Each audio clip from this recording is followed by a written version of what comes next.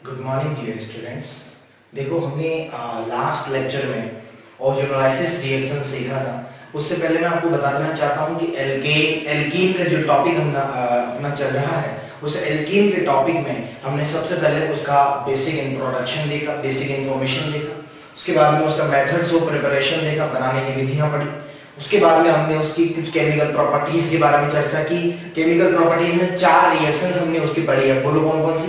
सबसे पहले addition of HX, then addition of H2, addition of X2 और addition of HOX। ये 4 addition हमने पढ़ा है। उसके बाद में जो हमने पढ़ा है वो है व्हाट यू कॉल इसका ऑक्सीडेशन, ठीक है ना, ऑक्सीडेशन ऑफ एल्कीन। तो एल्कीन के ऑक्सीकरण के विधियों में हमने 5 मेथड लिए थे। सबसे पहले ओजोनोलाइसिस हमने पढ़ा था। दूसरे नंबर पे हमने हॉट कॉन्सेंट्रेट KMnO4 और K2Cr2 से भी लिया था। थर्ड नंबर पे हमने लिया था ऑस्मियम थर्ड नंबर पे हमने लिया था bears reagent, cold dilute KMnO4, ठीक है ना। और फिर हमने ऑस्मियम टेट्राऑक्साइड लिया था और फिर हमने पैरीसिड लिया था, ठीक है ना। तो इस तरह से 5 रिएजेंट होते हैं एल्कीन का ऑक्सीडेशन करने के लिए, ठीक। तो हमने ओजोनोलाइसिस जो रिएक्शन पढ़ी थी उसमें एल्काइल का ओजोनोलाइसिस का प्रोडक्ट क्या बनता है वो मैं आपको और सिखा देता हूं। फिर हम आगे चलते हैं नंबर 2 पॉइंट पे। तो सबसे पहला जो पॉइंट था वो था ओजोनोलाइसिस।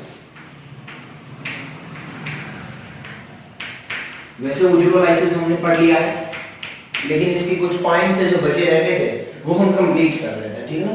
जैसे कि मैं कहूं कि अगर कोई एल्काइन होता है ना, अगर कोई एल्काइन होता है तो एल्काइन का जो ओजोनोलाइसिस होता है O3Zn, ये रिडक्टिव ओजोनोलाइसिस है। और एक होता है ऑक्सीडेटिव ओजोनोलाइसिस जो होता था O3H2O या O3H2O2, ठीक है। ये ऑक्सीडेटिव ओजोनोलाइसिस का रिएजेंट होता था। तो रिडक्टिव ओजोनोलाइसिस में आपको क्या करना है कि जो ट्रिपल बॉन्डेड कार्बन है उन दोनों कार्बनों को C डबल बॉन्ड O से कन्वर्ट कर देना। दोनों कार्बनों को C डबल बॉन्ड O से जोड़ देना।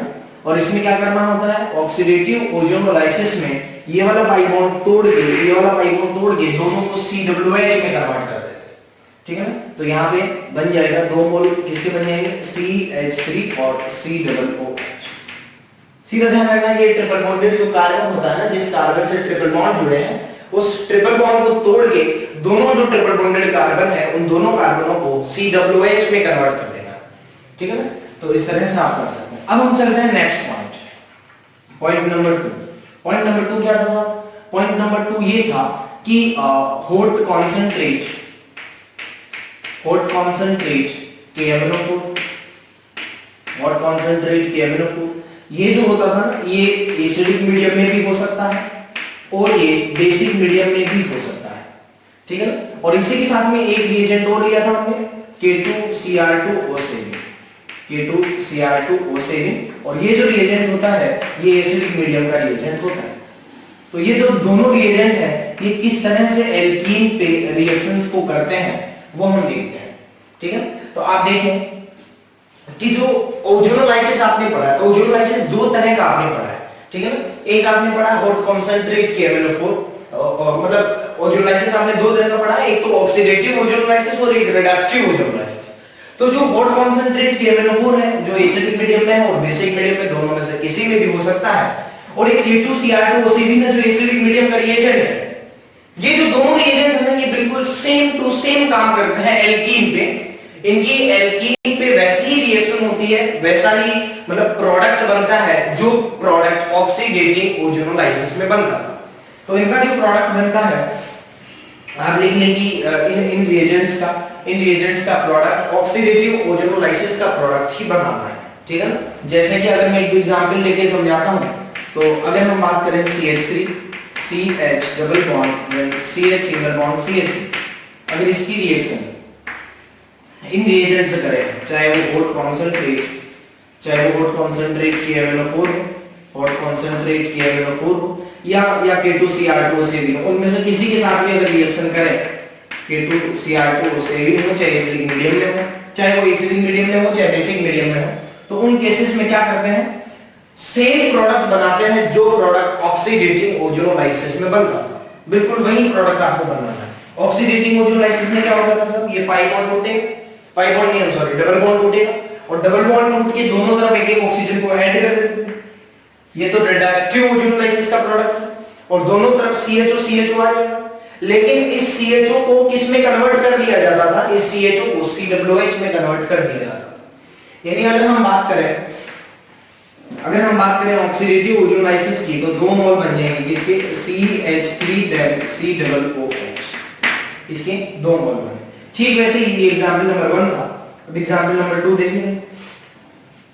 एग्जांपल नंबर 2 ये है कि यहाँ पे CH3 है, then CH double bond carbon है और इधर भी CH3 है और इधर भी CH3। इसकी रिएक्शन करवाना है इन्हीं दोनों रिएजेंट्स, सेम कंडीशंस रखा है। चलो बताओ, ये पाई बॉन्ड टूटेगा, फिर से डबल बॉन्ड टूट के क्या होगा? डबल बॉन्ड टूट के एक एक ऑक्सीजन दोनों तरफ जोड़े जाएंगे और जैसे ही दोनों तरफ एक एक ऑक्सीजन गए हैं उसके दौरान यहाँ पे एल्डिहाइड बन जाएगा और यहाँ पे कीटोन बन जाएगा।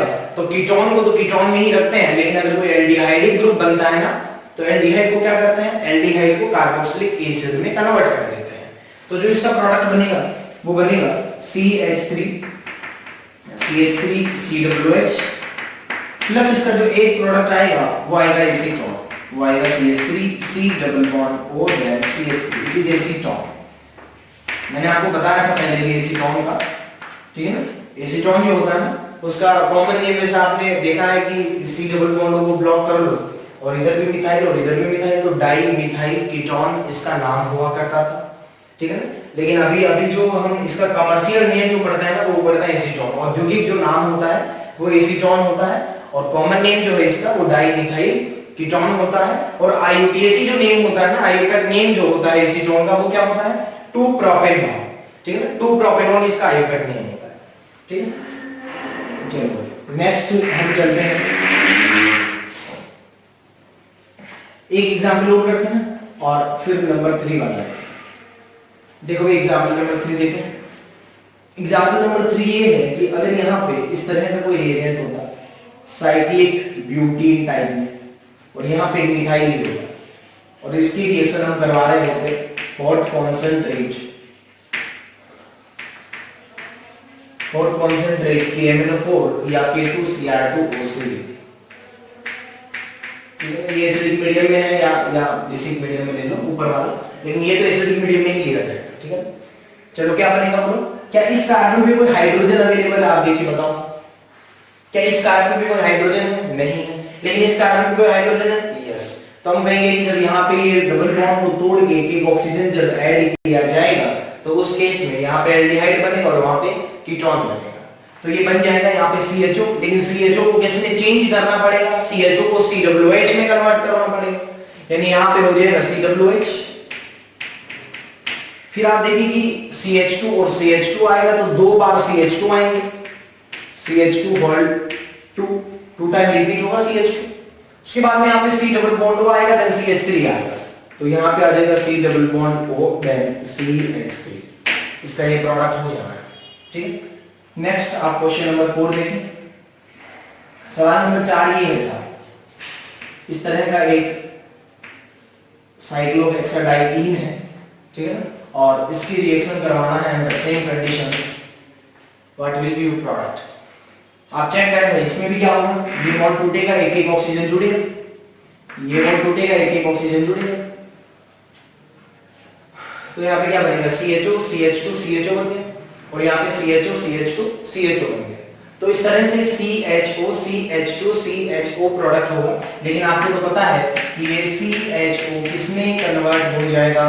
ये CHO COOH में कन्वर्ट हो जाएगा। क्यों? क्योंकि ओजोनोलाइसिस तो हमें करवाना है, लेकिन ऑक्सीडेटिव ओजोनोलाइसिस का प्रोडक्ट होना है, ठीक। अब हम पढ़ते हैं नेक्स्ट। हमने पहला जो पॉइंट था ओजोनोलाइसिस कंप्लीट कर लिया है, और कॉन्सेंट्रेट KMnO4 एसिडिक और basic medium, then K2Cr2 acidic in acidic medium, ये हमने कंप्लीट कर लिया है।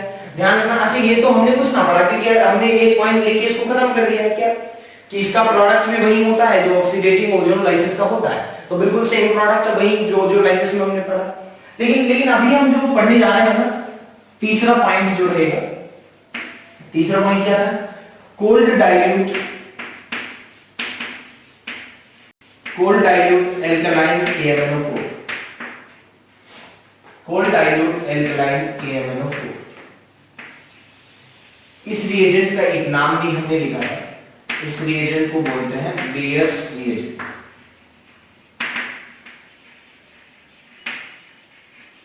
इसका नाम क्या लिखते हैं? Bears reagent. अच्छा, एक बार तो सवाल डायरेक्ट ही पूछा जा चुका है कि what is Baeyer's reagent, Baeyer's अभिकर्मक क्या है, तो आपको बताना था कि कोल्ड डाइल्यूट अल्कलाइन KMnO4 जो होता है ना, वही बेयर्स रिएजेंट होता है। ठीक है, क्या करता है साहब बेयर्स रिएजेंट? देखो, एक वर्ड है हाइड्रोक्सिलेशन नाम से। हाइड्रोक्सिलेशन का मीनिंग क्या होता है पहले ये देखो। हमें 3 पॉइंट पढ़ने बाकी है। कौन कौन से 3 पॉइंट पढ़ने बाकी है? एक तो बेयर्स रिएजेंट हो गया, एक ऑस्मियम टेट्राऑक्साइड हो गया, और एक हो गया पर एसिड वाला हो गया। तो इन तीनों रिएजेंट का काम क्या होता है? ये हाइड्रोक्सिलेशन करता है। ठीक है, हाइड्रोक्सिलेशन का मतलब क्या होता है? ये जो कंपाउंड है ये हाइड्रोक्सिलेशन करता है, और ये हाइड्रोक्सिलेशन रिएक्शन भी कहलाता है। हाइड्रोक्सिलेशन रिएक्शन कहलाने का कारण है कि ये जो तीनों रिएजेंट होते हैं ना, जो लास्ट के 3 बचे हैं, नंबर 3, 4 और 5 नंबर वाला, उनमें से एक बेयर्स रिएजेंट हो गया, एक ऑस्मियम टेट्राऑक्साइड हो गया, और फाइनली एक पर एसिड हो गया। ये जो तीनों रिएजेंट होते हैं ना, ये तीनों रिएजेंट हाइड्रोक्सिलेशन का काम करते हैं, इसीलिए इनको हाइड्रोक्सिलेशन रिएक्शन वाले भी बोलते हैं। क्या होता है हाइड्रोक्सिलेशन? डबल बॉन्डेड जो कार्बन होता है ना, दोनों कार्बनों पे एक एक OH ग्रुप लगाना, ये कहलाता है हाइड्रोक्सिलेशन। ठीक है, जैसे कि अगर हम बात करें CH3 CH double bond CH single bond CH3, अगर इसकी रिएक्शन कोल्ड डाइल्यूट KMnO4 से करें, कोल्ड डाइल्यूट KMnO4 इन बेसिक मीडियम एल्कलाइन मीडियम में ये रिएक्शन होती है, तो यहाँ पे क्या बनता है? इस डबल बॉन्डेड कार्बन पे एक पाई बॉन्ड को तोड़ के दोनों कार्बनों पे एक एक OH लगा देना। तो क्या करना है सर? पाई बॉन्ड को तोड़ा और दोनों कार्बनों पे एक एक OH जोड़ा। इस तरह से बनाया जा सकता है। ठीक है, तो इस तरह से आप देखें कि एल्कीन का अगर बेयर्स रिएजेंट के साथ रिएक्शन हो तो इसकी हाइड्रोक्सिलेशन हो जाता है और डबल बॉन्डेड कार्बन पे एक एक OH ग्रुप कनेक्ट हो जाता है। और जो कोल्ड डाइल्यूट KMnO4 होता है, ये कलर्ड सॉल्यूशन होता है। कलर्ड होता है ये, मतलब इसका कलर भी होता है पर्पल पिंक कलर का होता है।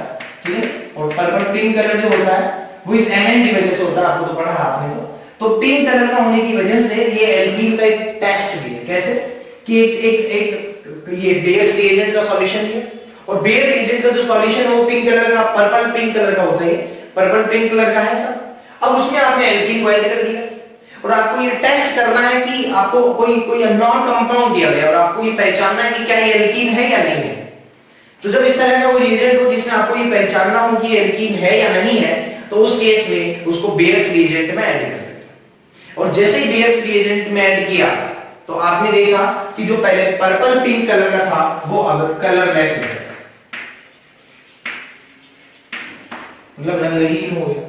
तो फाइनली मैं ये कहना चाह रहा हूं कि ये एल्कीन का एक टेस्ट भी है, बेयर्स टेस्ट के नाम से जानते हैं, बेयर्स टेस्ट, बेयर्स परीक्षण के नाम से जानते हैं। क्या होता है ऐसा कि अगर कोई अननोन कंपाउंड है जिसको आपको पता करना है कि एल्कीन है, तो एल्कीन का पता करने के लिए हम क्या करते हैं कि उसको बेयर्स रिएजेंट के सॉल्यूशन में डाल देते हैं। और बेयर्स रिएजेंट की जैसे सॉल्यूशन में डालते हैं तो जो बेयर्स रिएजेंट का पिंक पर्पल कलर होता है, पर्पल पिंक कलर जो होता है वो डिसअपीयर हो जाता है अगर वो एल्कीन है। ठीक है ना, अदरवाइज उसमें कुछ नहीं होना, वो पड़ा है।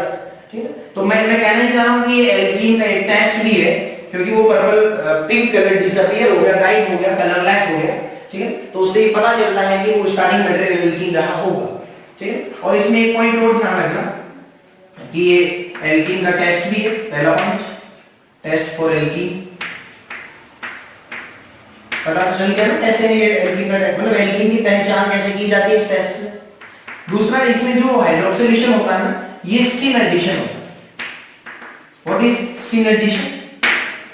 सिन एडिशन का मीनिंग ये होता है कि जो दोनों OH आने वाले हैं ना, ये सेम डायरेक्शन से आने वाले हैं, समान दिशा से आने वाले हैं, उसको बोलते हैं टेस्ट फॉर एडिशन, एडिशन।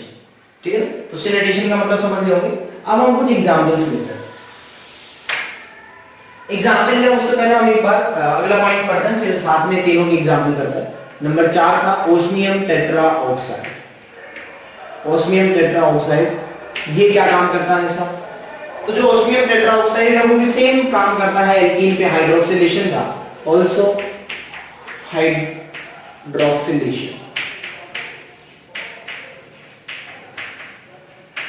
तो ये भी हाइड्रोक्सिलेशन करता है।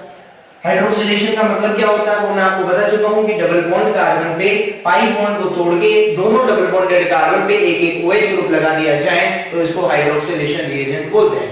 मतलब हाइड्रोक्सिलेशन ये रिएक्शन कहलाती है। तो आप देखिए उसमें, अच्छा इसका मैकेनिज्म ना देखें प्लीज, इसका मैकेनिज्म हम बाद में 12th में पढ़ेंगे, लेकिन फिलहाल इनका मैकेनिज्म आप याद ना रखें, अभी केवल आपको डायरेक्टली इनका प्रोडक्ट याद रखना है, ठीक है। चलो भाई, तो अगर हम बात करें CH3 then CH double bond CH single bond CH3, अगर इसकी रिएक्शन ऑस्मियम टेट्रा ऑक्साइड से की जाए, ऑस्मियम टेट्रा ऑक्साइड से, तो इसमें भी क्या होता है, डबल बॉन्ड को तोड़ के एक एक OH ग्रुप कनेक्ट कर दिया जाता है। और ध्यान रखें इसमें भी जो एडिशन होता है वो सिन एडिशन ही होता है।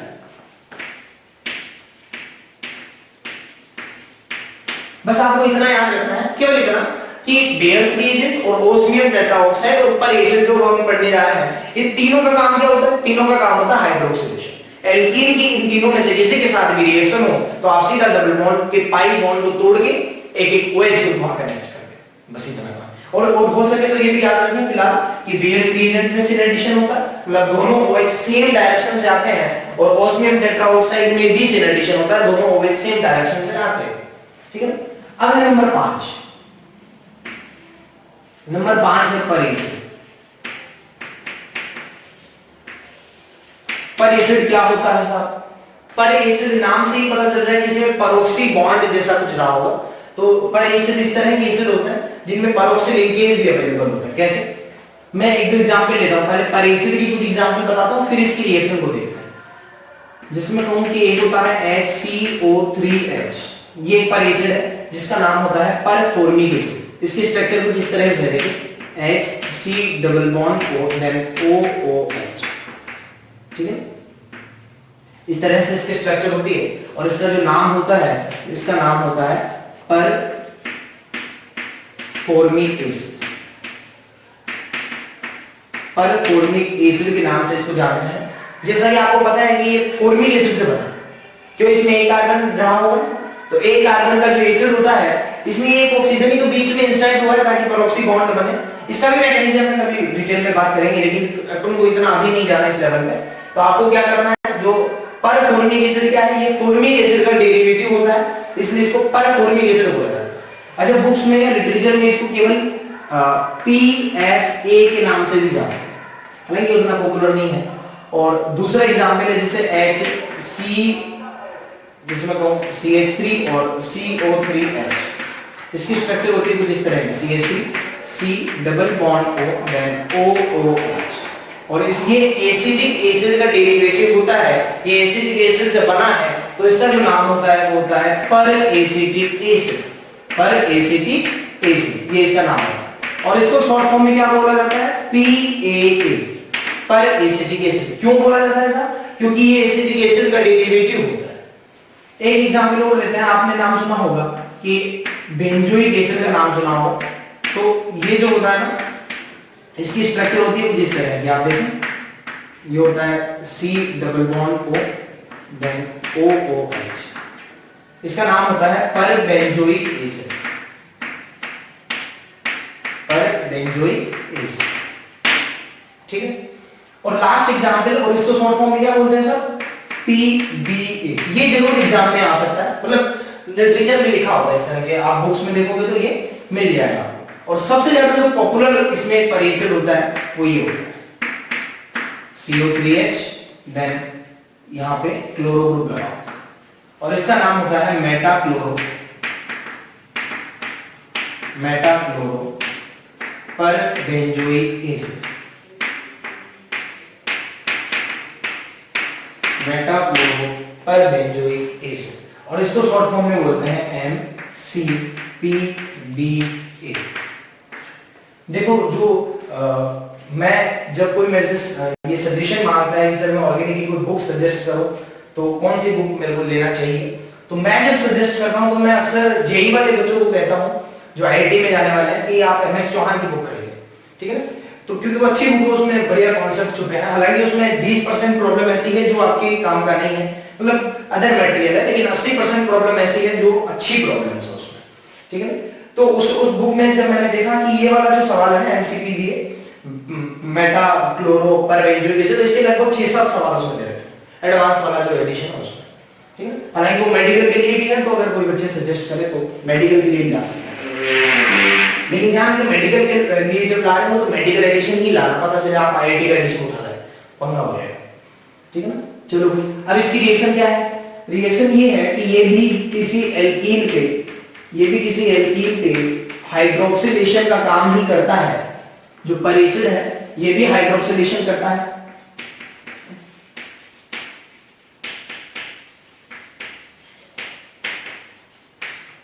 ठीक है। हाइड्रोक्सिलेशन का मतलब क्या है, डबल बॉन्ड को तोड़ के दोनों कार्बनों पे एक एक OH ग्रुप ऐड करना है। तो फाइनली यहाँ पे हम देखेंगे कि अगर इसकी रिएक्शन किसी भी परेसिड से करें, जैसे HCO3H से करें, ठीक है, तो जब इसकी रिएक्शन किसी परेसिड से की जाती है ना, तो यहाँ सबसे पहले बनता है CH3, देन CH और CH3, तो यहाँ पे एक इपॉक्साइड का फॉर्मेशन होता है, it is epoxide, cyclic ethers are epoxide, तो हम कहेंगे कि ये एक इपॉक्साइड बना है, ठीक है। ये मैंने आपको लिविंग पे बताया था कि जो साइक्लिक ईथर होते हैं वो इपॉक्साइड कहलाते हैं, ठीक है। तो ये इपॉक्साइड टाइप का एक कंपाउंड बनता है और फिर इसके बाद में इसमें हाइड्रोलाइसिस की जाती है, और हाइड्रोलाइसिस के बाद में अब इसमें H2 अटैक करता है, बैक अटैक होता है। बैक अटैक क्यों होता है ऐसा, क्योंकि एक तरफ से तो इसमें ऑक्सीजन ने घेर रखा है, तो अब जो H2 आने वाला है वो पीछे से आता है ताकि वो रिपल्सन ना हो, ठीक है। और इसमें क्या होता है CH3 CH, हाइड्रोक्सिलेशन तो होना ही है, और यहाँ पे हो जाएगा OH, देन यहाँ भी OH और यहाँ पे CH3।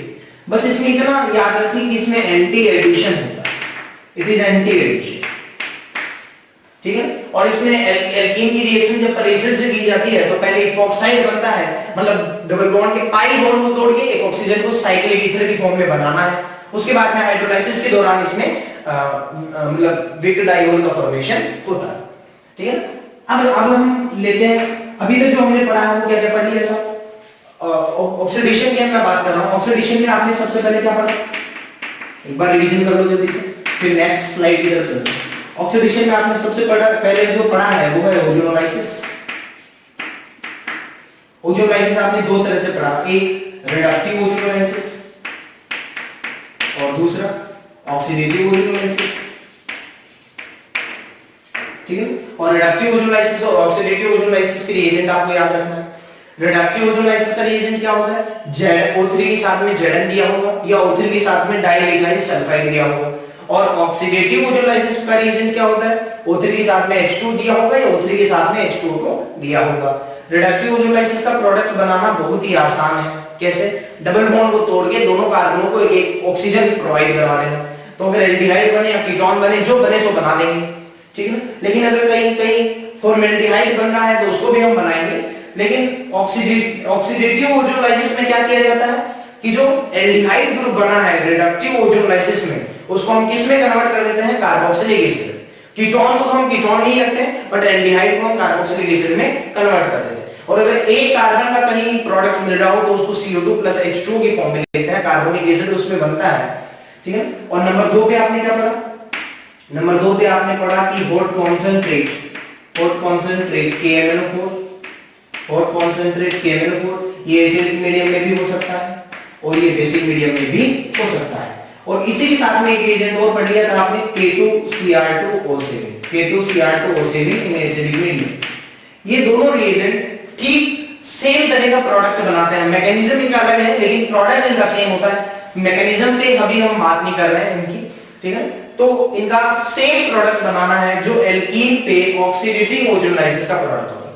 मैं एल्कीन की बात कर रहा हूं, एल्कीन पे इन दोनों रिएजेंट की ठीक वैसे ही रिएक्शन होती है जैसे रिएक्शन कौन करता था, जैसे रिएक्शन ऑक्सीडेटिव ओजोनोलाइसिस करता था। तो फाइनली नंबर 3 देखें, नंबर 3 में आपने पढ़ा है BS रिएजेंट, इसको आपने बोला था कोल्ड डाइल्यूट एल्कलाइन KMnO4, ठीक है, alkaline KMnO4, cold dilute alkaline KMnO4। ये इसको आपने क्या नाम दिया था, इसको आपने नाम दिया था BS रिएजेंट, ठीक है। BS रिएजेंट क्या होता है, ये हाइड्रोक्सिलेशन के रिएजेंट होते हैं। BS रिएजेंट हो गया, या फिर ऑस्मियम टेट्राऑक्साइड हो गया, या फिर हम कहें परेसिड हो गया। तीनों रिएजेंट का काम क्या है? हाइड्रोक्सिलेशन करना। What is hydroxylation? Formation of vic diol also called hydroxylation. यानी वीक डाइऑल, अगर बगल कार्बनों पे एक एक OH लगाना, ये हाइड्रोक्सिलेशन कहलाता है। तो डबल बॉन्ड में जो पाई बॉन्ड अवेलेबल होता है, उस पाई बॉन्ड को तोड़ के दोनों कार्बनों पे एक एक OH ग्रुप लगा दो, ये इनका काम होता है। ठीक है, तो बेयर्स रिएजेंट जो होता है वो एल्कीन का टेस्ट भी है। बोलो क्या है एल्कीन का टेस्ट? कि एल्कीन की रिएक्शन जब बेयर्स रिएजेंट करवाते हैं तो बेयर रिएजेंट का कलर भी होता है पर्पल पिंक टाइप का कलर होता है, जो एल्कीन के साथ में रिएक्शन करने के बाद डिसअपीयर हो जाता है, वो कलरलेस सॉल्यूशन में कन्वर्ट हो जाता है। तो अगर कोई कंपाउंड बेयर्स रिएजेंट के साथ में रिएक्शन करने के बाद वो पूरा का पूरा सॉल्यूशन अगर कलरलेस हो गया, रंगहीन हो गया, वो कलर डिसअपीयर हो गया, तो हम कहते हैं कि वो स्टार्टिंग मटेरियल एल्कीन रहा होगा। ठीक है, और इसमें से एडिशन होता है। नंबर 4 पे आपने पढ़ा ऑस्मियम टेट्राऑक्साइड। ऑस्मियम टेट्राऑक्साइड जो है वो भी हाइड्रोक्सिलेशन करता है और ये सिन एडिशन देता है, दोनों ही सिन एडिशन देते हैं। और नंबर 5 पे आपने पढ़ा पर एसिड, और जो पर एसिड होता है वो क्या करता है? हाइड्रोक्सिलेशन तो करता है लेकिन वो एंटी एडिशन देता है। और इसमें एक स्टेप आपको और याद रखना पड़ेगा कि पहले पर एसिड की रिएक्शन से इपॉक्साइड बनता है, इपॉक्साइड टाइप का एक कंपाउंड बनता है, साइक्लिक ईथर बनता है, उसके बाद में हाइड्रोलाइसिस से ये हाइड्रोक्सिलेशन का प्रोडक्ट बनाता है। तो इस तरह से आपने देखा ऑक्सीडेशन ऑफ एल्कीन। अब जो हम स्टार्ट करेंगे वो टॉपिक होगा अपना एल्काइन। ठीक है ना? Thank you. Good morning dear students. तो देखो हमने लास्ट लेक्चर में एल्कीन का जो टॉपिक है वो ओवरऑल कंप्लीट कर लिया है। ठीक है ना? और अब हम स्टार्ट करने जा रहे हैं, आज का अपना टॉपिक होगा एल्काइन। तो आज हम स्टार्ट कर रहे हैं टॉपिक एल्काइन।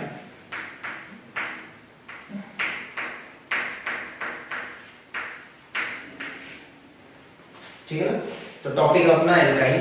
देखो जैसा कि आपने एल्कीन का टॉपिक पढ़ा है, बिल्कुल सेम टू सेम उसी सीक्वेंस ऑफ रिएक्शन से हमें एल्काइन का टॉपिक पढ़ना है। वही आपने पहले बेसिक इंफॉर्मेशन लेनी है, इंट्रोडक्शन पढ़ना है, और इंट्रोडक्शन में आपने वही पहले कॉमन नेम, उसके कुछ आईयूपैक नेम, ठीक है ना, कुछ हाइब्रिडेशन के बारे में बता दूंगा। तो ये सभी इंफॉर्मेशन आपको जानने के बाद चैप्टर का सेकंड पार्ट शुरू होगा, वो होगा मेथड्स ऑफ प्रिपरेशन, बनाने की विधियों से। तो बनाने की विधियां पढ़ेंगे, बनाने की विधियां जब हम कंप्लीट कर लेंगे तो उसके बाद जो चालू होगा वो होगा अपना इसकी कुछ केमिकल प्रॉपर्टीज, केमिकल रिएक्शंस पढ़ने के बाद में फिर अपन पढ़ेंगे इसका ऑक्सीडेशन। तो फाइनली आप देखें कि ये चैप्टर बहुत इजी है, और अगर आपने एल्कीन का चैप्टर ढंग से क्लियर कर लिया है तो यकीन माने कि आप एल्काइन का चैप्टर हम बहुत जल्दी कवर कर लेंगे, क्योंकि इसमें बहुत छोटी छोटी चीजें हैं जो आपको याद रखनी है। ठीक है ना? और मैकेनिज्म पे ज्यादा गौर नहीं करना।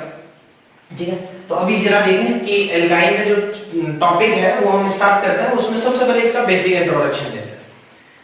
तो देखो भाई, अगर हम बात करें इसके आईयूपीएसी नेमिंग की, तो अगर एल्काइन के आईयूपैक नेम हम लिखें तो उसमें सबसे पहले आपको तो पता है कि आईयूपीएसी जो नॉमेनक्लेचर होता है उसको 3 पार्ट्स में डिवाइड किया है हमने। आईयूपैक नेमिंग को 3 पार्ट में डिवाइड किया। उनमें सबसे पहला जो पॉइंट आता है वो आता है चयन का, सिलेक्शन का, और उसके बाद में आता है नंबरिंग का, अंकन का, और फाइनली सबके लास्ट में आपको करना होता है उसका नॉमेनक्लेचर, उसका नामकरण। ठीक, अब मुझे बताओ कि जब हम पढ़ते हैं आईयूपैक में कि सबसे पहले आपको चयन करना है, तो चयन करने का, सिलेक्शन करने का जो कॉन्सेप्ट था वो क्या था? सबसे पहले फंक्शनल ग्रुप को प्रायोरिटी में रखना है, then multiple bond, number of carbon और सब्स्टिट्यूएंट प्रतिस्थापन। फिर हम बात करें नंबर पॉइंट 2 की, वो पॉइंट रखना कि हम नंबरिंग कैसे करें, अंकन कैसे करें किसी भी अननोन कंपाउंड में, हम कैसे उसमें नंबरिंग कर सकते हैं। नंबरिंग के लिए मैंने आपको पहले बता रखा है कि functional group, multiple bond, substituent और इंग्लिश अल्फाबेट, ये 4 आपको कॉन्सेप्ट याद रखना है।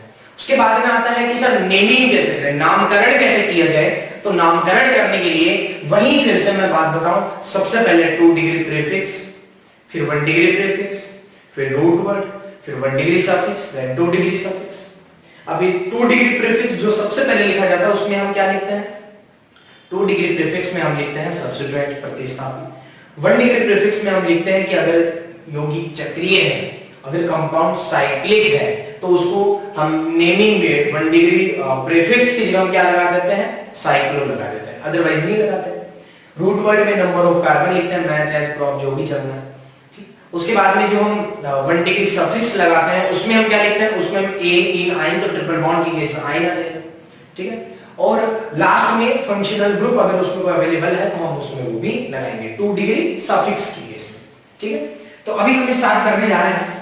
सबसे पहले मैं एक एग्जांपल से समझाता हूं, जैसे CH3 C triple bond then CH, इस कंपाउंड का आयोपेक नेम क्या होगा? तो इसमें सबसे पहले आपको नंबरिंग करना है। नंबरिंग कहां से करोगे, राइट से करोगे या लेफ्ट से करोगे? तो देखो इधर मल्टीपल बॉन्ड 1 नंबर का आ रहा है, इधर मल्टीपल बॉन्ड 2 नंबर का आ रहा है, तो कहां से करोगे? जहां से मल्टीपल बॉन्ड को 1 नंबर मिलता है वहीं से हम नंबरिंग करेंगे, या जहां से मल्टीपल बॉन्ड नजदीक हो, क्योंकि इसमें कोई क्रियात्मक समूह तो है नहीं, तो क्रियात्मक समूह यानी फंक्शनल ग्रुप के जस्ट बाद में हम क्या चेक करते हैं, मल्टीपल बॉन्ड। तो इसका नाम क्या हो जाएगा? इसमें कोई प्रतिस्थापी नहीं है, ठीक है, साइक्लो नहीं है, रूट वर्ड 3 कार्बन को क्या बोलोगे? 3 कार्बन को हम बोलते हैं प्रोप। तो सबसे पहले हो जाएगा प्रोप। देन आप मुझे ये बताएं कि इसमें एल्कीन और एल्काइन में आप एल्काइन को दोगे इसमें प्रायोरिटी, क्योंकि इसमें कार्बन कार्बन के बीच में ट्रिपल बॉन्ड अवेलेबल है, तो इसमें एल्काइन की जगह 1 नंबर पे आ जाएगा, 1 नंबर पे आ जाएगा आइन, YNE, ठीक है। तो इस कंपाउंड का जो नाम हो जाएगा वो हो जाएगा प्रोप 1I, ठीक है, क्लियर। दूसरा पॉइंट देखें, दूसरा सवाल ये है कि अगर इस तरह का कोई कंपाउंड लिया जाए कि CH3 C triple bond C और CH2 देन CH3, इसका IUPAC नेम क्या होगा? तो इसका IUPAC नेम देखने के लिए आप सबसे पहले वही चेक करें, इसमें कोई फंक्शनल ग्रुप है? नहीं है। मल्टीपल बॉन्ड है साहब, इधर से कितने नंबर पे आ रहा है? 1 और 2 नंबर पे, और इधर से 1 2 और 3 नंबर पे आ रहा है। तो मल्टीपल बॉन्ड जहां से नजदीक मिल रहा होता है हम वहीं से नंबरिंग करते हैं।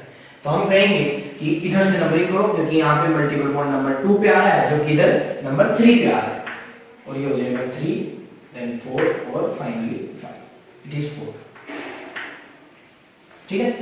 नंबरिंग कर दिया। अब इसका नेमिंग करते हैं। नेमिंग में सबसे पहले प्रतिस्थापी नहीं है, प्रतिस्थापी नहीं है, साइक्लो नहीं है, रूट वर्ड में 5 कार्बन है, और 5 कार्बन को आप क्या बोलते हो? 5 कार्बन को आप बोलते हो पेंट। तो सबसे पहले हो गया ये पेंट। उसके बाद में बताओ क्या इसमें कोई साइक्लो है? नहीं है। रूट वर्ड में 5 कार्बन थे, पेंट लिख दिया आपने। उसके बाद में आता है एन इन आइन, तो 2 नंबर पे यहाँ पे ट्रिपल बॉन्ड है, यानी नंबर 2 पे हो जाएगा आइन, और इसमें कोई फंक्शनल ग्रुप अवेलेबल नहीं है, तो नेम यही हो जाएगा कंप्लीट। एग्जाम्पल नंबर 3 देखिए। मैं बॉन्ड लाइन रिप्रेजेंटेशन से बना दूं क्या आपको, अगर कोई दिक्कत ना हो तो? अगर आप आज्ञा दे तो मैं इस तरह से लिख दूं। अच्छा, आप आज्ञा दे या ना दे, मैं तो लिख दिया, क्योंकि अभी आप बोल नहीं सकते ना कि लिख दो सर। चलो भाई, इसमें बताओ। अच्छा, ध्यान रखना कि इस तरह के सवाल में यहां पे भी एक कार्बन है, ठीक है ना। इस बात को अवॉइड करना है, आप जल्दीबाजी में क्या करोगे 1 2 3 4 5 तो गलत हो जाएगा। ध्यान रखना कि 1 नंबर यहां तो 2 नंबर यहां पे है, बीच में भी कार्बन अवेलेबल है। सर ऐसा क्यों बनाया आपने? डबल बॉन्ड की केस में तो ऐसा नहीं बनाते थे, डबल बॉन्ड में याद है हम ऐसे डायरेक्ट डबल बॉन्ड लिख दिया करते थे, लेकिन ट्रिपल बॉन्ड की केस में आपने सर ऐसा क्यों किया कि इसको कॉर्नर तक ना लाकर के आपने बीच में ही रोक दिया? उसका एक कारण है। उसका कारण क्या है? उसका कारण है इसकी ज्यामिति, इसका ज्योमेट्री। क्योंकि ये sp कार्बन होता है, ट्रिपल बॉन्डेड जो कार्बन होता है, और sp कार्बन रेखीय होता है, 180 के एंगल पे होना चाहिए, क्योंकि अगर आप उसको कॉर्नर पे चिपका दोगे तो वो किसी एंगल पे मेंटेन करेगा, और एंगल मेंटेन करना पॉसिबल नहीं है, क्योंकि वहां पे एंगल स्ट्रेंथ ज्यादा होती है। ये मैं आपको सिखाऊंगा अभी हाइब्रिडाइजेशन की केस में। आप मुझे बताओ कि इसमें नंबरिंग कहां से होगी? क्या नंबरिंग इसकी यहां से होगी, क्योंकि मल्टीपल बॉन्ड है, तो number 1 number 2 number 3 number 4 number 5 और नंबर 6, और इसका जो करेक्ट आयोटक नेम हो जाएगा वो हो जाएगा 5 मिथाइल, बोलो 5 मिथाइल और हेक्स, 5 मिथाइल हेक्स और 1 आयन, ये हो जाएगा इसका आईयूपीएसी नेम। चलो नेक्स्ट हम बात करते हैं इनमें समावयवता की।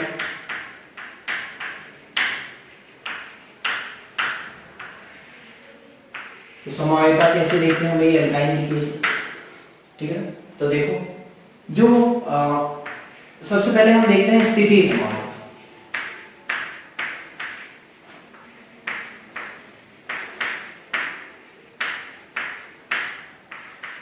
स्थिति जो समानता होती है ना, पोजिशनल आइसोमेरिज्म भी बोलते हैं इसको। तो पोजिशनल जो आइसोमेरिज्म होता है उसके लिए मैंने आपको एक कंडीशन बताया था, जैसा कि आपने एल्केन में भी पढ़ा है।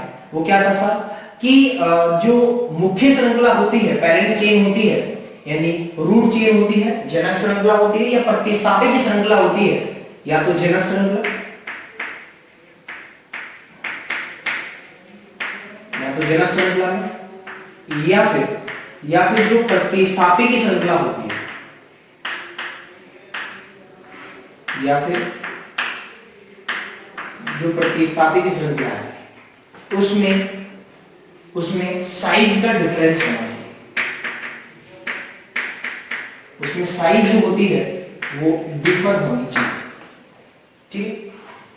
तो इसके एक एग्जांपल से समझते हैं। जैसे कि हम बात करें कि CH3 CH2 देन CH2 और C ट्रिपल बॉन्ड CH, इसका आईपीएसी नेम क्या हो जाएगा? इसका आईपीएसी नेम हो जाएगा 1 2 3 4 देन 5। तो इसका आईपीएसी नेम हो जाएगा 1 पेंटाइन। इसका आईपीएसी नेम क्या हो गया? 1 पेंटाइन। और अगर मैं एक कंपाउंड और लिखूं इस तरह का CH3 C triple bond C single bond CH CH3, ठीक है ना। ये मैंने गलती कर दिया इसमें, मैं इसको रीराइट करना चाहूंगा, प्लीज अलाउ मी।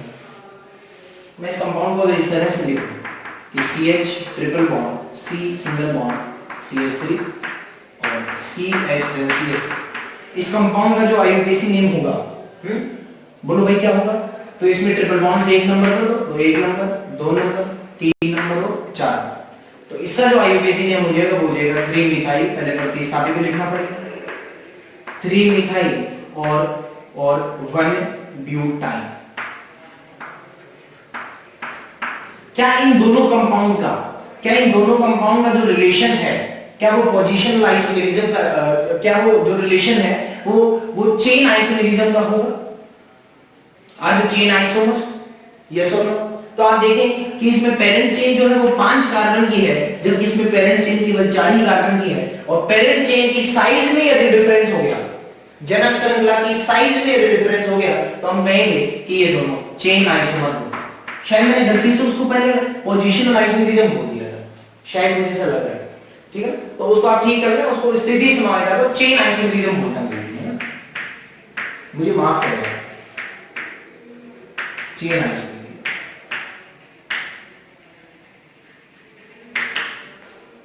ठीक है, चलो भाई अब हम बात करते हैं नंबर 2, जो मैं अभी बता रहा था, जो मेरे से मिस्टेक हुआ था शायद, वो है स्थिति समानता।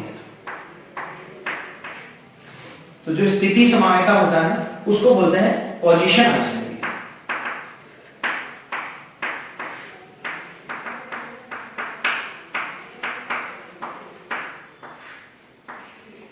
ठीक है,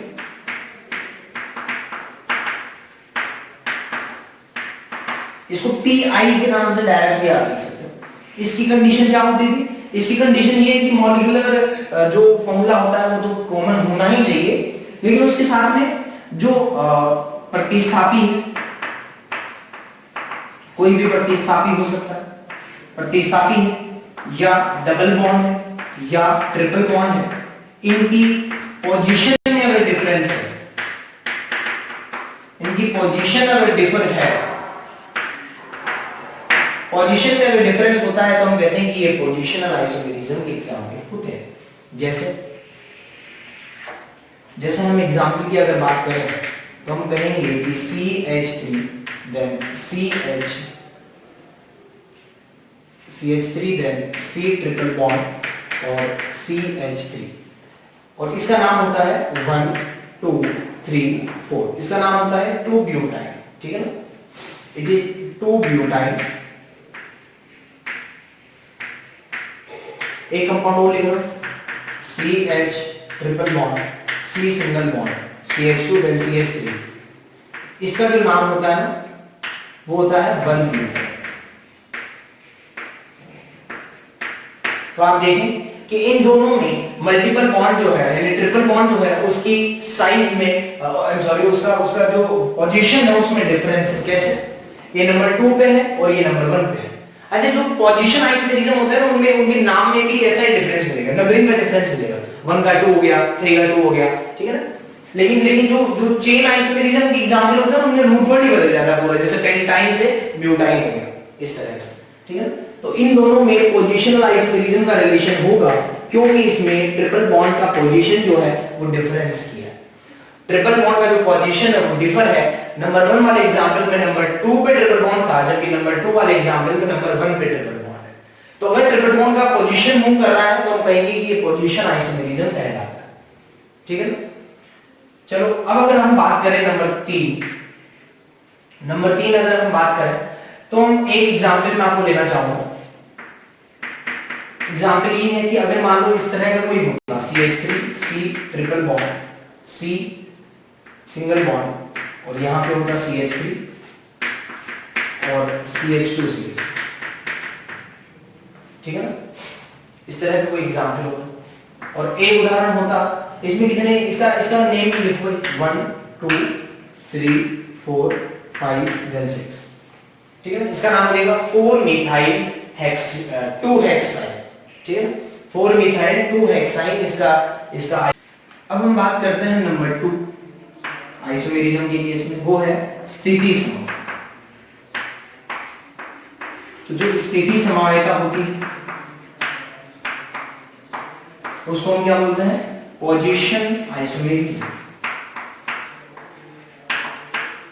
तो पोजीशनल जो आइसोमेरिज्म होता है उसको हम क्या बोलेंगे? PI के नाम से जानते हैं, पोजीशनल आइसोमेरिज्म, ठीक है।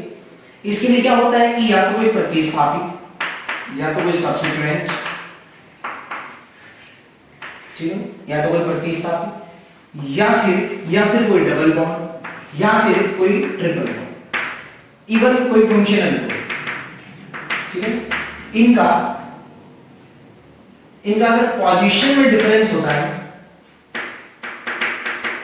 अगर पोजीशन में कोई डिफरेंस होता है, पोजीशन अगर डिफर होती है तो हम कहते हैं कि वो पोजीशनल आइसोमेरिज्म होता है, स्थिति समवायता होता है। एक एग्जांपल से इसको समझते हैं। अगर मैं बात करूं कि एक ये एग्जांपल है CH3 और CH2 देन CH3, आप देखें कि ये 1 ब्यूटाइन है, 4 कार्बन है, 1 नंबर पे ट्रिपल बॉन्ड है, इट इज 1 ब्यूटाइन।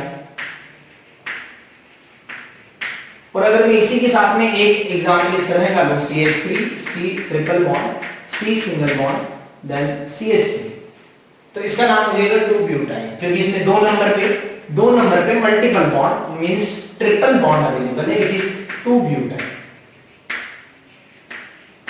तो आप ये देखिए कि जो पोजीशनल आइसोमेरिज्म होता है ना उसमें केवल पोजीशंस का ही डिफरेंस होता है, 1 की जगह 2 आ गया, 2 की जगह 3 आ गया, इस तरह का अगर डिफरेंस होता है ना तो वो पोजीशनल आइसोमेरिज्म होता है।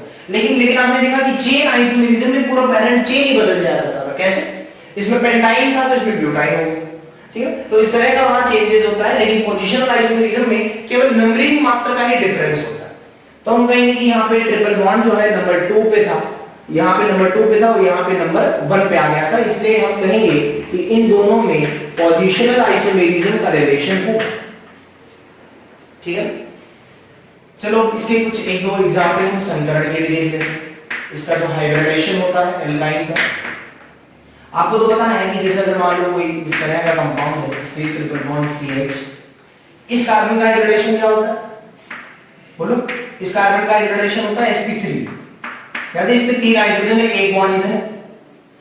इस कार्बन का हाइब्रिडेशन क्या होता है? इस कार्बन का हाइब्रिडेशन होता है sp, देख लो S और P, और इस कार्बन का हाइब्रिडेशन क्या है? इस कार्बन का हाइब्रिडेशन भी sp होता है, ठीक है। अच्छा मुझे बताएं कि जो sp कार्बन होता है उसका जो बॉन्ड एंगल होता है वो कितना होता है? 180, ठीक है। उसकी ज्यामिति कैसी होती है? रेखीय होती है, ठीक है ना। तो इनका जो बॉन्ड एंगल है, जो बॉन्ड एंगल है वो कितना होता है सर? 180 डिग्री होता है। और अगर मैं इनकी शेप की बात करूं तो कैसी होती है? किसी लीनियर शेप में होता है, ठीक है ना, रेखीय होता है। अच्छा यही कारण है कि ट्रिपल बॉन्ड को इस तरह से लिखा जाता है, जब इसका बॉन्ड लाइन रिप्रेजेंटेशन किया जाता है ना, तो ट्रिपल बॉन्ड को कभी कोर्नर तक नहीं लाया जाता, ट्रिपल बॉन्ड को यहीं तक लाके रोक दिया जाता है, क्योंकि इसका जो बॉन्ड लाइन रिप्रेजेंटेशन होता है ये इसकी ज्यामिति को भी प्रदर्शित करता है। ठीक है, तो यहाँ पे इसको रोकने का कारण यही है कि आप कहते हो ना यहाँ कार्बन है, वो कार्बन इसीलिए होता है, क्यों? ताकि वो 180 का एंगल पकड़ ले, यहां से यहां तक और यहां से यहां तक पूरा 180 हो गया। अगर आपने इसको यहां तक कर दिया होगा तो ये एंगल 180 तो नहीं होगा, ठीक है ना? और इसका जो नाम होता है वो क्या होगा? 1, यहाँ कार्बन 2, यहाँ कार्बन 3, यहाँ कार्बन 4, यहाँ कार्बन 5। इसका नाम होता है 1 पेंटान।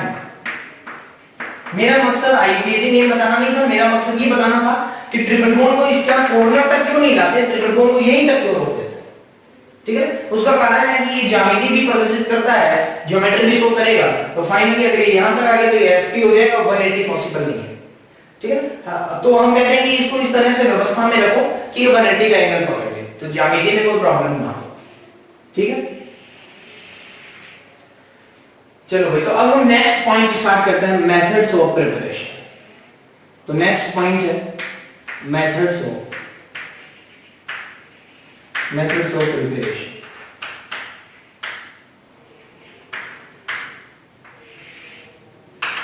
बनाने की विधि।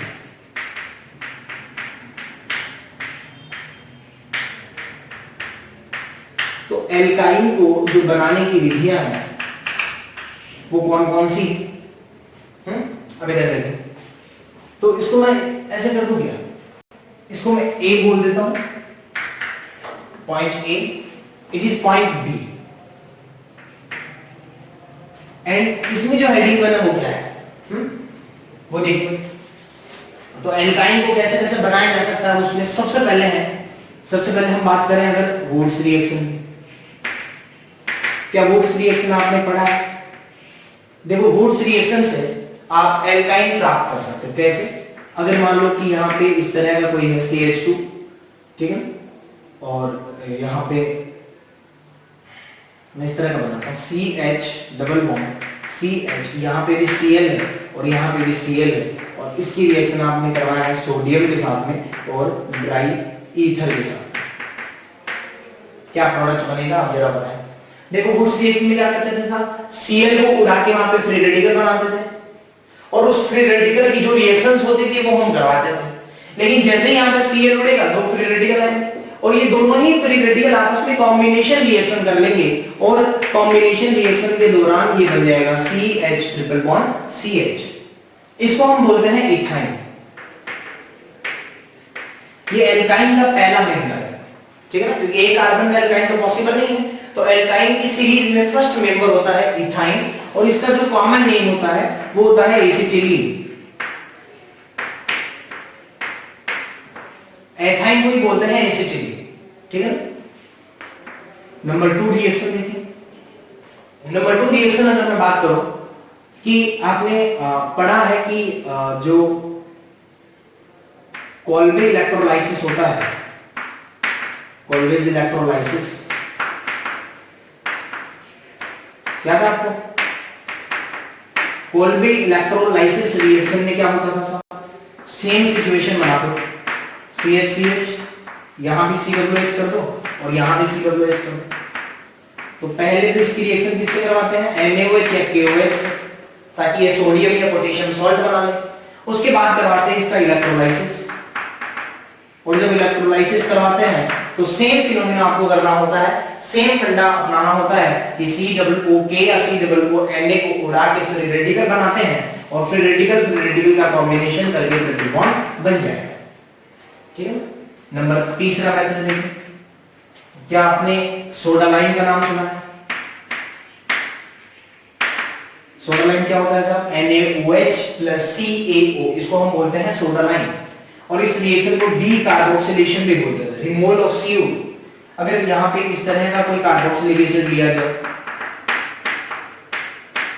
इस तरह का कोई कार्बोक्सिलिक एसिड लिया जाए और इस कार्बोक्सिलिक एसिड की रिएक्शन सोडा लाइम से की जाए, सोडा लाइम जैसे कि NaOH प्लस CaO से अगर की जाए तो यहाँ पे CO2 रिलीज हो जाती है और CH triple bond CH plus CO2 जो है वो आउट हो जाती है। और इस रिएक्शन को बोलते थे डी कार्बोक्सिलेशन। बोलो इसको क्यों डी कार्बोक्सिलेशन बोलते थे? क्योंकि इसमें CO2 गैस जो है वो बाहर निकलती है, CO2 गैस रिलीज होती है, इसलिए हम इसको बोलते थे डी कार्बोक्सिलेशन रिएक्शन। ठीक है। नंबर 4 देखिए, नंबर 4 जो बनाने का मेथड है वो है डीहाइड्रोहैलोजिनेशन। डीहाइड्रोहैलोजिनेशन, तो डीहाइड्रोहैलोजिनेशन इसको बोलते हैं वी हाइड्रोहैलोजनीकरण, हिंदी में इसको बोलते हैं वी हाइड्रो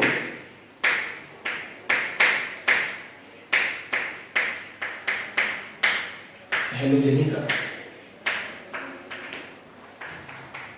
नाम वी हाइड्रोहैलोजनीकरण अभिक्रिया, डीहाइड्रोहैलोजिनेशन रिएक्शन। इसको एलिमिनेशन भी बोलते हैं। ठीक है ना, ये विलोपन अभिक्रिया भी होती है। आपने एल्कीन बनाने की विधि में भी इसको देखा था कि अगर यहाँ पे कोई इस तरह का कंपाउंड लिया जाए CH2Cl और CH2Cl, ठीक है, और इस कंपाउंड की रिएक्शन आप एल्कोहलिक KOH से करें, इसके साथ हीट करें, या एल्कोहलिक NaOH के साथ हीट करें, या एल्कोहलिक NaOH के साथ में इसको हीट करें, तो ये एलिमिनेशन रिएक्शन होती थी। HCl बाहर निकलता था, लेकिन यहाँ से HCl बाहर निकलेगा, इधर से भी HCl बाहर निकलेगा। ठीक है ना, ये बीटा एलिमिनेशन के नाम से भी जानते थे, क्योंकि बीटा स्थिति से हाइड्रोजन निकलता था। तो इस कार्बन के, इस क्लोरीन परमाणु के लिए अल्फा कार्बन ये है, बीटा कार्बन ये है। इस क्लोरीन परमाणु के लिए अल्फा कार्बन ये है और बीटा कार्बन ये है। तो यहाँ से Cl बीटा कार्बन, HCl बाहर होकर डबल बॉन्ड आ गया, और इधर से HCl बाहर होकर ट्रिपल बॉन्ड आ गया।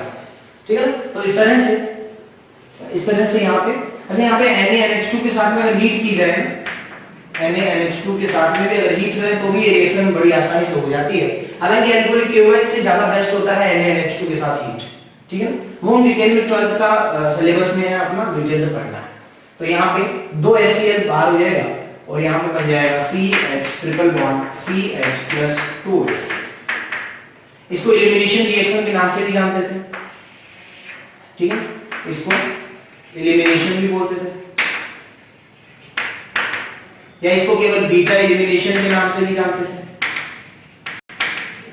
केवल बीटा एलिमिनेशन या केवल एलिमिनेशन रिएक्शन। ठीक है, तो इस तरह से एल्काइन को बनाया जा सकता है, और भी एक दो मेथड्स है जो हम नेक्स्ट स्लाइड में पढ़ते हैं। अब देखिए नंबर 5 में कि कैल्शियम कार्बाइड हो चाहे मैग्नीशियम कार्बाइड हो, कैल्शियम कार्बाइड और मैग्नीशियम कार्बाइड के जल अपघटन से एल्काइन का फॉर्मेशन होता है, मतलब एसिटिलीन यहां बनता है एज ए प्रोडक्ट। और अगर कोई इस तरह का कंपाउंड हो जिसमें ट्राई हैलाइड हो, एक ही कार्बन पे 3 हाइड्रोजन हो, और उसकी रिएक्शन सिल्वर पाउडर से की जाए, ठीक है, सिल्वर पाउडर से अगर उसकी रिएक्शन करें तो उस केस में क्या होता है ना, यहां से 6 AgX बाहर हो जाता है, और RC triple bond C then R बन जाता है प्लस 6 AgX। ये PPT फॉर्म में बाहर हो जाता है प्रेसिपिटाइल बना के। ठीक है ना, और इसका अगर एग्जांपल देखो, तो ये हो जाएगा जैसे CH3 और CCl3। अगर इसकी रिएक्शन हम किससे करवाएं, Ag से कराएं, तो 6 Ag यूज करने हैं, तो यहाँ पे हो जाएगा Cl3 C देन CH3, तो यहाँ से 6 AgCl जो है वो बाहर हो जाता है, और जैसे ही 6 AgCl बाहर हो गया तो ये बन जाता है 2-ब्यूटाइन प्लस 6 AgCl इज आउट। ठीक है, ऐसे ही अगर नंबर 8 आप देखोगे तो एल्काइन से ही अगर एल्काइन बनाना हो, कोई स्मॉलेस्ट एल्काइन से अगर कोई हाईयर एल्काइन बनाना हो तो कैसे बना सकते हैं, तो उसके लिए है कि आप कोई भी टर्मिनल एल्काइन ले, और टर्मिनल एल्काइन की रिएक्शन सोडियम से करवाएं। तो टर्मिनल एल्काइन की रिएक्शन जब सोडियम से करवाई जाती है, तो यहाँ पे एक्टिव हाइड्रोजन का ये टेस्ट भी होता है, और C-, ठीक है ना, ये सोडियम एक इलेक्ट्रॉन का लॉस करके Na+ में कन्वर्ट हो जाता है, और यहाँ से जो H+ निकलता है ये एक इलेक्ट्रॉन को लेके हाफ H2 की फॉर्म में आउट हो जाता है। ठीक है, तो हाइड्रोजन गैस निकलती है और यहाँ पे Na+ मिलता है।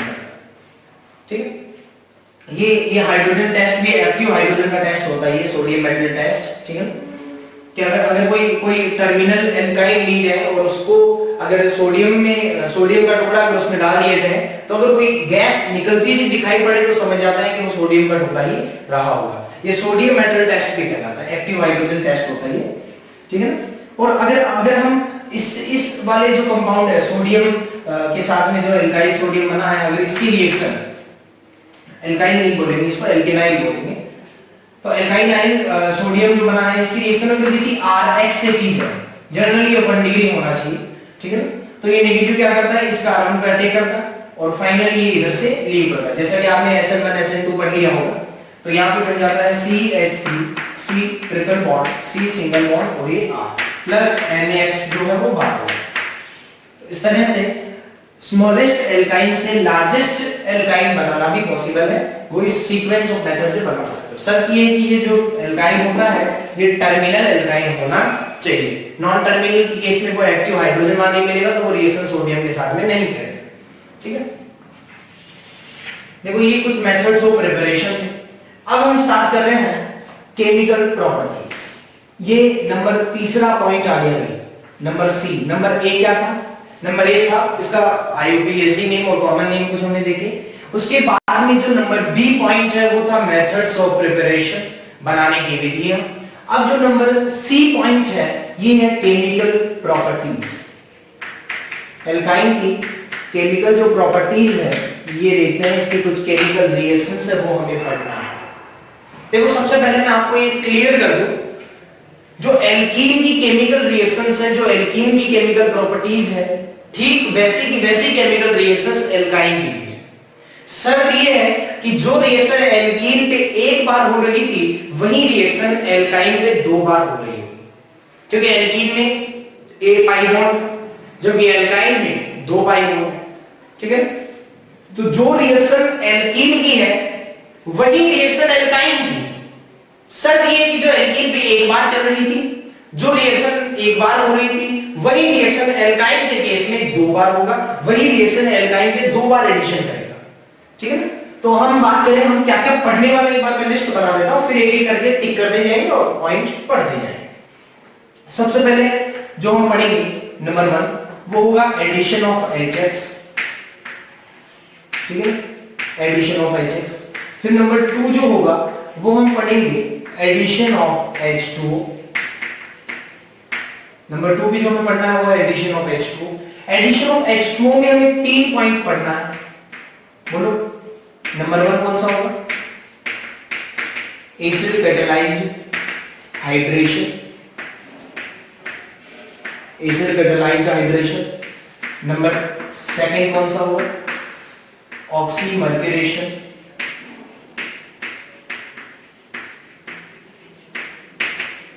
ऑक्सीमर्क्यूरेशन, डीमर्क्यूरेशन, जिसको आपने शॉर्ट फॉर्म में क्या बोल रखा है, जिसको आपने बोल रखा है OMD के। और फाइनली जो नंबर 3 पे हमें पढ़ना है वो क्या पढ़ना है, हाइड्रोबोरेशन ऑक्सीडेशन।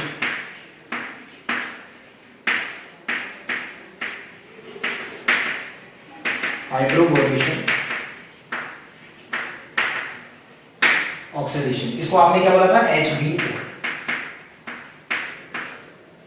ठीक है। सबसे पहले हम इस टॉपिक में केमिकल रिएक्शंस में पढ़ेंगे addition of HX, then addition of H2। Addition of H2 में 3 मेथड है, बोलो पहला कौन सा, acid catalysed hydration, oxymercuration, demercuration और रहेगा हाइड्रोबोरेशन ऑक्सीडेशन। और फिर नंबर 3 जो रहेगा, आप समझ रहे हो सीक्वेंस 1 2 और अभी 3, वो रहेगा addition of H2, addition of H2। Then number 4 जो रहेगा वो रहेगा एडिशन ऑफ HOX, ठीक है, एडिशन ऑफ HOX। फिर हम नेक्स्ट पॉइंट स्टार्ट करेंगे जो होगा oxidation of alkyne, oxidation of alkyne. और ऑक्सीडेशन ऑफ एल्काइन के टॉपिक में सबसे पहले जो हम पढ़ने वाले हैं वो होगा ओजोनोलाइसिस। सबसे पहला पॉइंट जो है वो क्या है, ओजोनोलाइसिस। नंबर 1। नंबर 2 जो पॉइंट इसमें हम पढ़ने वाले हैं वो होगा hot concentrate, hot concentrate KMnO4, ये एसिडिक मीडियम में भी हो सकता है और ये बेसिक मीडियम में भी हो सकता है। और इसी के साथ में, इसी के पैरेलल एक रिएजेंट और लिखवा रहा है, बोलो कौन सा? K2Cr2O7 इन एसिडिक मीडियम। ठीक है, फिर नंबर 3 जो पॉइंट होगा अपना ऑस्मियम टेट्राऑक्साइड। हालांकि ऑस्मियम टेट्राऑक्साइड के एल्काइन के साथ में कोई रिपोर्टेड रिएक्शन नहीं है, ठीक है ना, कोई कंफर्मेशन नहीं है। और लास्ट में हम पढ़ेंगे नहीं 3 नंबर जो, चलो मैं इसमें लिख देता हूं, 3 नंबर हम बेयर्स रिएजेंट लेंगे, याद है क्या आपको? कोल्ड डाइल्यूट एल्कलाइन KMnO4, ये पढ़ लेंगे पहले, ठीक है। और इसको हमने क्या नाम दे रखा है? इसको हमने नाम दे रखा है बेयर्स रिएजेंट, ठीक है। और उसके बाद में जो नंबर 4 होगा वो हम पढ़ेंगे ऑस्मियम टेट्राऑक्साइड। और जैसा कि मैंने बताया ऑस्मियम टेट्राऑक्साइड की कोई रिपोर्टेड रिएक्शन नहीं है एल्काइन के साथ में, कोई कंफर्मेशन नहीं है, ठीक है। और नंबर 5 पढ़ेंगे कोई पर एसिड के साथ में। और मैं बताना चाहूंगा कि एल्काइन जो होता है ना, वो पर एसिड के साथ में कभी रिएक्शन नहीं करता, चाहे वो टर्मिनल हो, चाहे वो नॉन टर्मिनल हो, चाहे वो साइक्लिक हो, चाहे वो एसाइक्लिक हो, कोई भी एल्काइन हो, एल्काइन कभी भी पर एसिड के साथ में कभी रिएक्शन नहीं करता है। इसका क्या कारण है? अच्छा ये कंफर्म है, पर एसिड के साथ में रिएक्शन नहीं होती, ये तो कंफर्म है, लेकिन ऑस्मियम टेट्राऑक्साइड की रिएक्शन अभी रिपोर्टेड नहीं है, कंफर्मेशन नहीं है उसका, लेकिन ये कंफर्म है कि एल्काइन की पर एसिड के साथ में कभी कोई रिएक्शन नहीं होती है। ये हम सीखेंगे जब ये पढ़ेंगे पर एसिड का टॉपिक कि क्यों नहीं देता, ठीक है। तो अभी हम स्टार्ट करते हैं सबसे पहले एडिशन ऑफ HX।